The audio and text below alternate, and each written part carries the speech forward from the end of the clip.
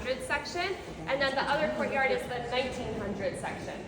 So the current look of this courtyard was designed in 1546 by architect Andrea Moroni, and he wanted it to resemble Greek and Roman academies, basically ancient universities. And so he gave it this double loggia structure with the columns. And right between the two levels, you can see a frieze that has symbols of the university, as well as the St. Lawrence Lion of Venice, because Padua and also the university was under the rule of Venice. And there's also a skull of an ox on the frieze. So that's because this building used to be called the Inn of the Ox Hotel, Hospitium Bovis, before it was bought by the university around the year 1500. So how did this university begin? Well, it wasn't the first university in the world. The first one was invented in 1088 in Bologna. Very good, yes. So later, a group of students and professors from Bologna decided to leave in order to come here to Padua and found a new university. The main reasons for this were the pursuit of academic and scientific freedom. They didn't want people telling them what to study, what they could publish, what they could teach, so that's why they came here. And for many years, the university was quite small. We're talking less than 200 students. They would rent rooms throughout the city in order to use them as classrooms or dorm rooms, and the students pretty much ran the entire university.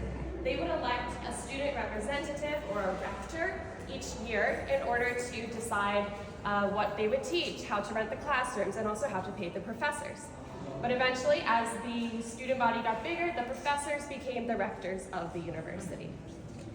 So over the years, this place grew. Let's see, around 1400, there were two faculties, the Faculty of Law and then the Faculty of Art. And that included every other kind of study there was that wasn't law. So we're talking science, medicine, mathematics, philosophy, theology, all the things like that. And then from those years onwards, this was a place of great innovation and scientific achievement. So for example, Padua is famous for the birth of modern human medicine. The teacher Galileo Galilei, he was a professor here for 18 years. And we also have the world's first university library, university botanical garden, permanent anatomical theater, which we'll be seeing today, and the world's first female graduate. So it's known for all of those things. You all might have noticed these plaques on the walls, these coats of arms. We call them stemmi in Italian. Can anyone guess what these represent?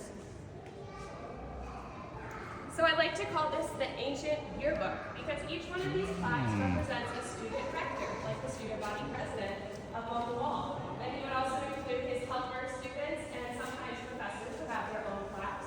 You can see some early examples of this up on the ceiling here. It started around 1592.